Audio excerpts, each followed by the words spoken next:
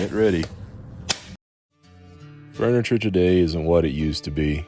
A lot of it can seem like cardboard with a wood veneer and still cost you an arm and a leg, which is why when my wife said she saw an estate sale, I said go for it.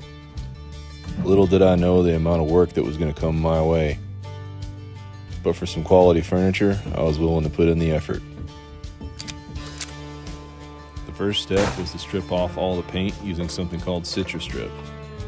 Really, you just paint a hefty layer on and let it sit for about an hour, and then it'll turn into this. You want to let this soak in, but don't let it dry so that you can scrape it off with a putty knife. It might take several coats to get this far. Where's all the paint? On the edge of this thing. Turns into goo. I used the combo of the citrus strip for the first step and followed up with painting acetone with a brush, wiping, scraping, and sanding to get all the paint off. Dental tools from Harbor Freight are a great investment for picking paint out of the hard-to-reach areas. It's hard to decide which step in the process was the most difficult because all 4 steps, stripping, staining, clear coat, and polishing, all had issues. All of them required attention to detail and persistence. The result you get resembles the effort you put in on a project like this. The way I see it, you can either choose to be miserable, or you can get in the zone or into almost a meditative state.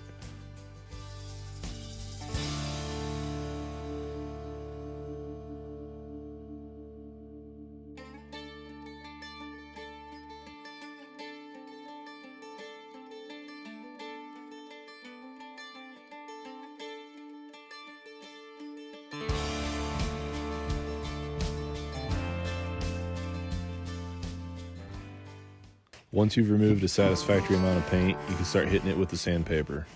I started with about 120 grit to 220 grit to get all the little paint remnants off of the edges and to smooth over the scratches that I made while using the dental picks. For the stubborn paint on top, I used an 80 grit because it made me angry. Now, if you desire a rustic or semi-flawed finish, you can cut yourself a break. We had the desire to achieve a fully polished finish, so I had to make sure each step was done well. Sometimes during this process, the best solution was asking my wife to do a better job than I could. Foreshadowing for later.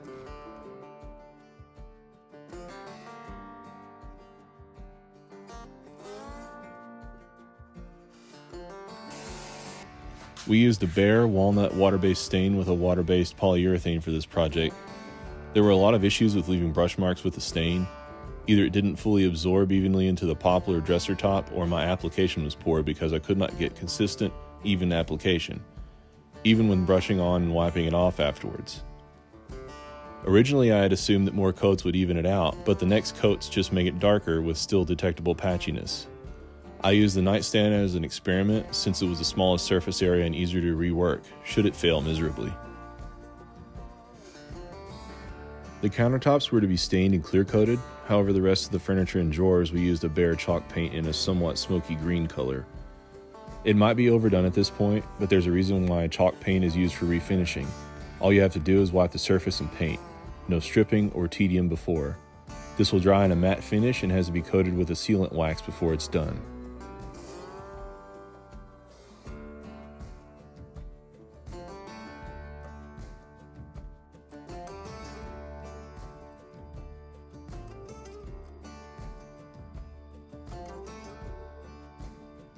It was time for the third layer of stain going on the nightstand as I tried to even out the patchiness that I've been having problems with. This is whenever I tried wiping it down with a towel to get all the excess off.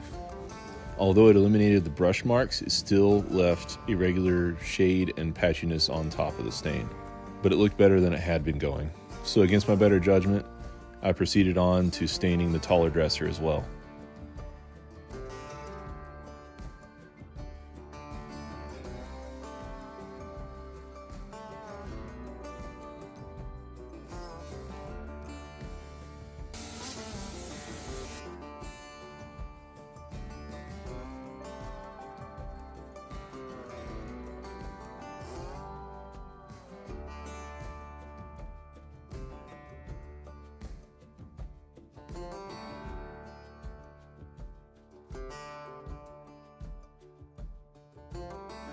You can see where I had patchy brush overlap here where it caused a stain line.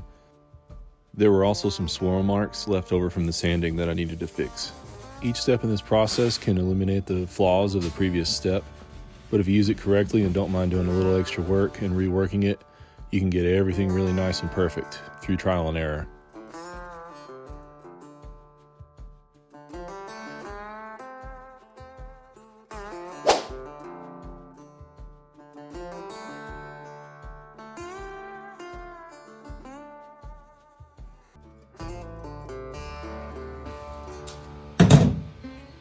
Despite the patchiness of the stain, I moved on to the clear coat to get a feel for how that would apply. It went on very thick and blotchy. I'm sure there's something I'm missing, but the first coat did not go well. It's as if the poly dissolved parts of the stain below and made the patchiness of the stain worse.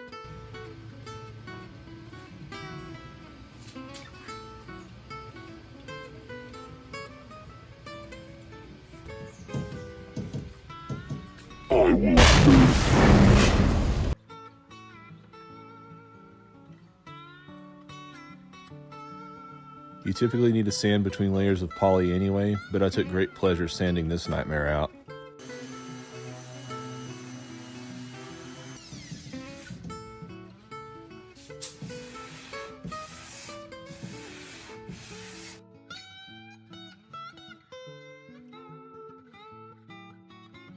On the can, it explicitly says do not dilute, but I promptly went against the warnings and made a 1 part water, 3 parts poly mix. It went on much more smoothly, yet it still moved the stain around underneath.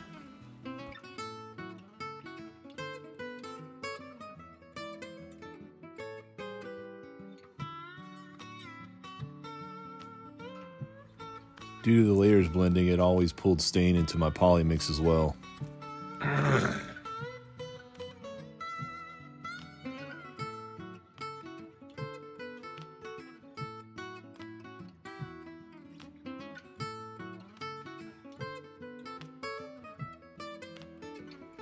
It was at this point that I decided to mix the stain with the poly mix I already had. Behr sells this as a product where they're already mixed.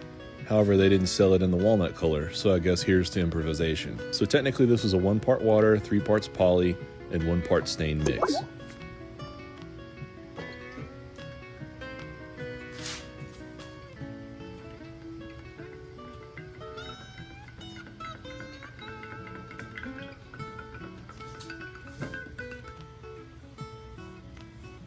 This water, polyurethane, and stain mix seemed to perform the best. Since it's already all mixed together, which is what they wanted to do anyway, it went on more evenly and gave me even coats and didn't disturb the previous layers as much. I honestly lost track with how many times I coated these pieces of furniture. It was all in the pursuit of getting an even layer and an even coat without splotchiness. Honestly, the problem could have been me. I'm not exactly a painter, but I didn't think I was doing that terrible of a job. The best decision during this process was actually putting my wife to work on it.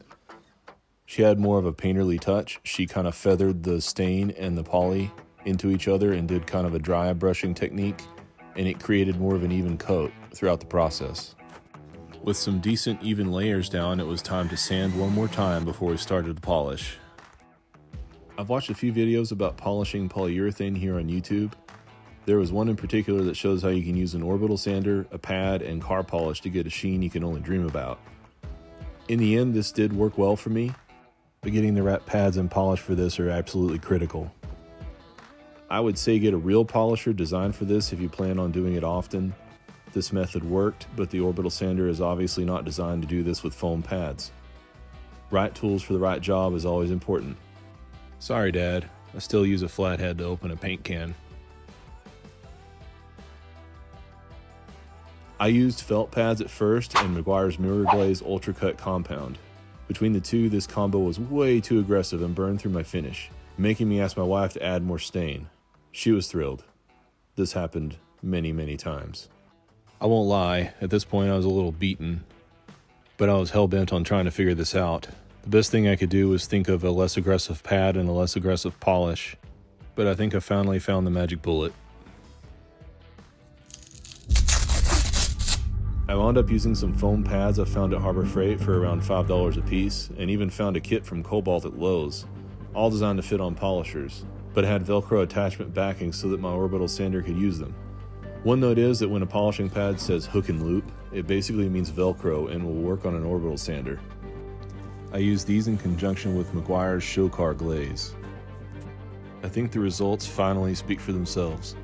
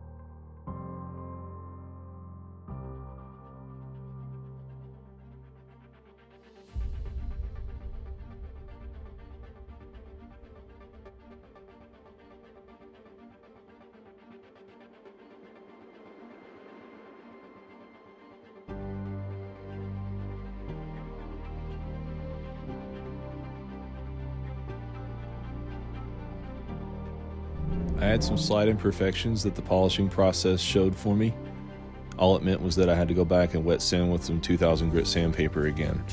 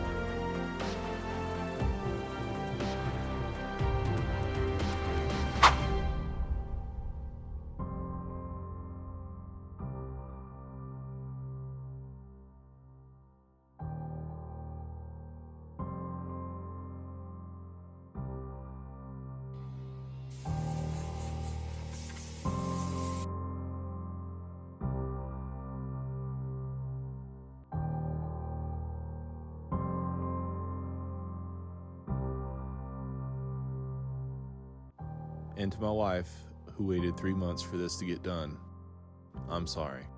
I should have asked for your help sooner.